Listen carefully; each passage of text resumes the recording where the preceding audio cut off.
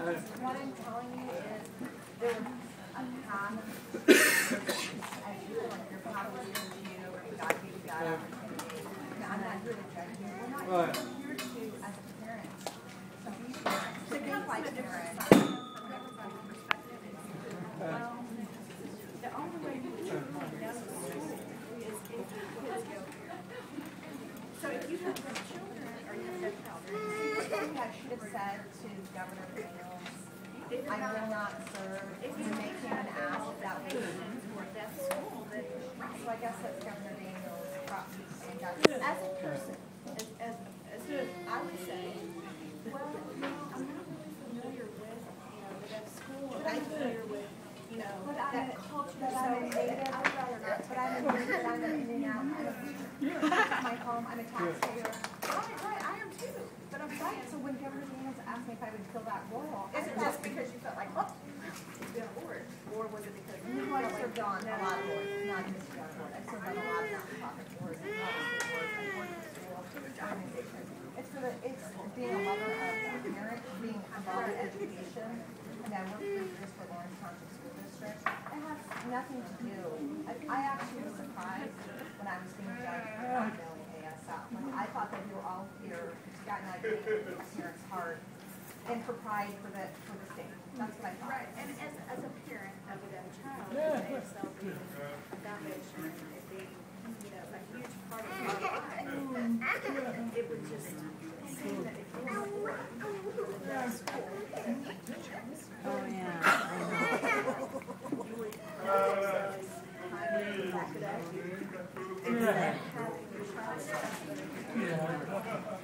You're not. Your husband is vice president of HearIndiana. They say that they do not support ASL. They support spoken English. It's obvious. There's no question. And you're on the board of St. Joseph. Do you feel that if we were on the board of St. Joseph, that would be okay? There's a huge conflict. It's just questions. There's no criteria. You talk about it sitting in your spot because that's me, right? And that's me. I have a master's in education. I applied and I was not given any call at all. You're making it like you. Right. Yeah. No, he's tough. There's a difference between hearing and deaf. I love to get somebody from the governor's office. We would love to be here and hear. We're open to it. That's great. I just think that as a supporter, listen, I'm a parent just like you. I was in the exact same boat you were. Just our path was different. I mean, but that doesn't take anything away from the fact that I'm a mom, you're a dad, we're trying to do what's best for our kids. We're not here to take anything away.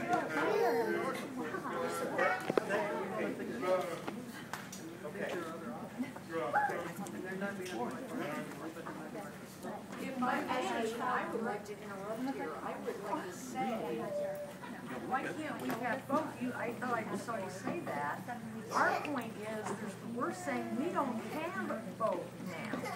We have one deaf person at a huge table that is mostly populated by hearing people. Why? We need people who understand ASL, deaf culture, parents who use, hearing parents who use ASL in the home. I don't have an argument with the oral approach, but what we're saying is we're not getting the kind of representation on this board exactly what we should have. Well, if we're really saying we want equality for both languages, why aren't we getting that representation? And my other concern is that you got, with your kids not being here, how often are you here? How often do you come and talk to the kids and talk to the parents and talk to the teachers? It's just paper. And you don't, right, so how, and again, I'm not trying to tack that, how do you know what's best for this school when you're not here and you don't know any of the teachers and you don't know any of the kids and you don't know the daily concerns and downs and all of that? How can you be on this board when you have no affiliation with this board? And you're not the only two. I've had concerns because everybody on this board, with the exception of Ann, Scott Jensen has had a kid out of here, how often do the school board members come into this school? Did they come to PTCO Day? Did they come to PTCO meetings? I teach at Lawrence Township. I see school board members regularly I've never seen a school board member here. No, it's not. We sit on the board of Harvard or IU or another school, private school, cathedral, or whatever it might be. We wouldn't be there on a daily basis. No. We wouldn't necessarily even have a child. Minor might be. That's college, that's different. Cathedral is a high school. Cathedral is a high So, school. either every private one, we have a principal, right? That's the principle. We're here to act as a board. But to be knowledgeable of the culture, to be knowledgeable of the parents, the students. We also believe that you should have additional representation. We're not saying that we don't agree with it. Then one of you need to drop out so one of us can get, so somebody else can. And I think your chairman said that. I mean, I think he said at the very end, this is a. You can get the governor to do that. You can have my spot. We will. I want to share, I need to share real quick. Right. Well, and I think that we'll get that spot if you resign. I want to make sure that everybody knows who I am, because my daughter's hard of hearing. And if you knew how hard I fought to get her, and what her heart is like, and what I had to fight with the public school to get her here, and what I had to go through to get her here, and how many of the deaf community came into the public school to fight to get her here. And if you could meet her, and how much she has changed emotionally for her to be here, and what I'm afraid of, because you guys are here now. Look, It's total opposition now. I'm scared now. It's total opposition. I understand. I have 3 little girls. I do understand. I'm not here to make you feel fearful of anything. That is not any.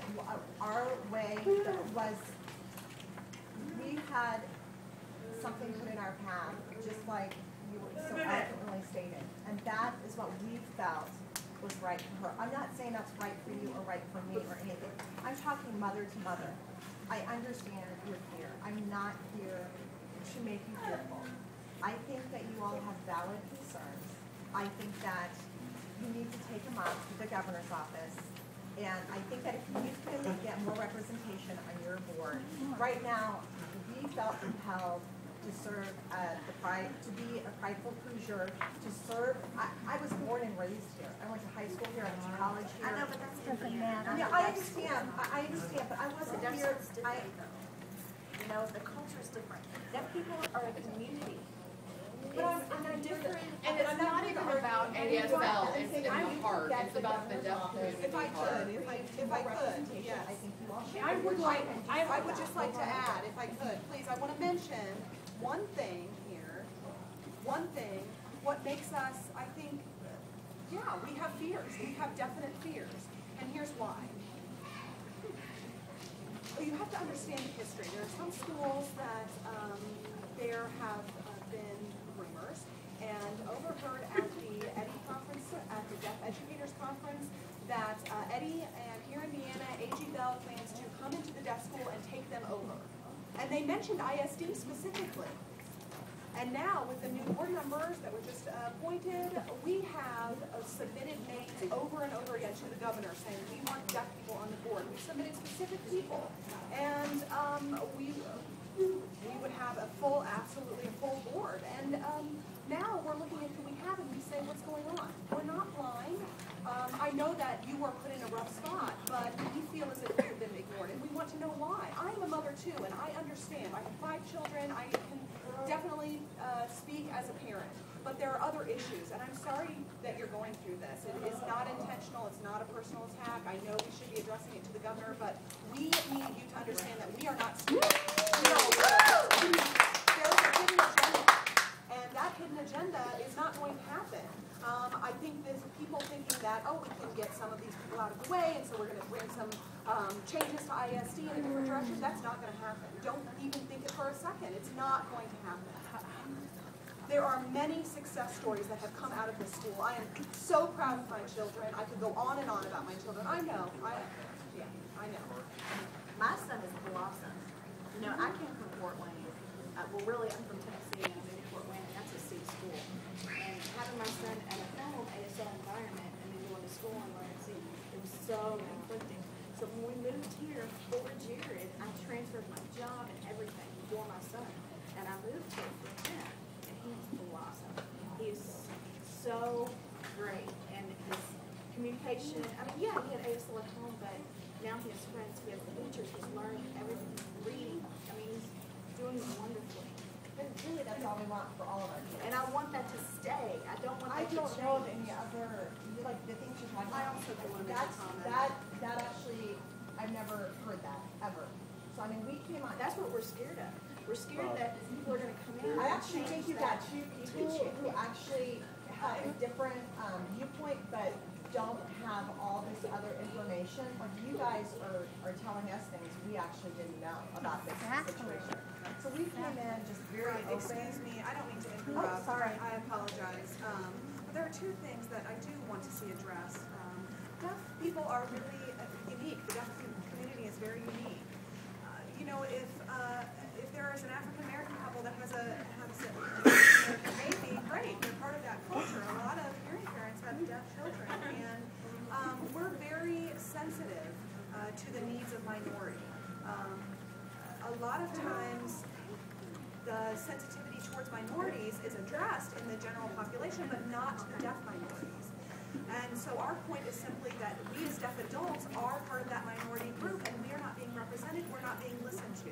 I have deaf children, I grew up here, they attended here, so my parents are deaf, I have that history, and that history as a minority, and I want what is best for my child. And there have been thousands and thousands of years of deaf history that we are a part of.